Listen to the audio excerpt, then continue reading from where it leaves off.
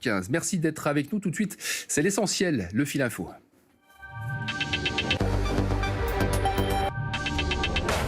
François Bayrou salue un ami, Christian Jacob un orateur d'exception, Roger Carucci un politique comme on les aime. Claude Goasguen est mort infecté par le nouveau coronavirus. Il avait été placé en réanimation pendant 22 jours et alors qu'il allait mieux, il a succombé ce matin à un arrêt cardiaque.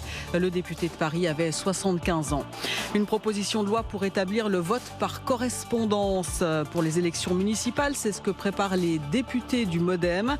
Un aménagement indispensable selon eux dans le cadre de la crise sanitaire.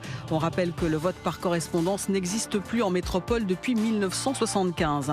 Conséquence du Covid-19, le chômage explose. Il s'établit à son plus haut niveau depuis 24 ans avec près de 4 576 000 demandeurs d'emploi qui ne travaillent pas du tout. Une hausse exceptionnelle de 22% en avril selon Pôle emploi. Au plus mal aussi le transport aérien. Après British Airways, Virgin Atlantic et Ryanair, EasyJet annonce à son tour des coupes sombres dans ses effectifs. Jusqu'à un tiers de ses salariés, sont environ 4 500 postes. Aujourd'hui, le gouvernement enclenche la deuxième étape du déconfinement. Le Premier ministre doit prendre la parole à 17h. En attendant cette allocution, le directeur général de l'Alliance du commerce a dressé sur France Info le bilan des 15 premiers jours du déconfinement. La fréquentation des commerces est en baisse de moins 30 à moins 50%, mais les clients achètent davantage. Donc l'activité stagne, estime-t-il.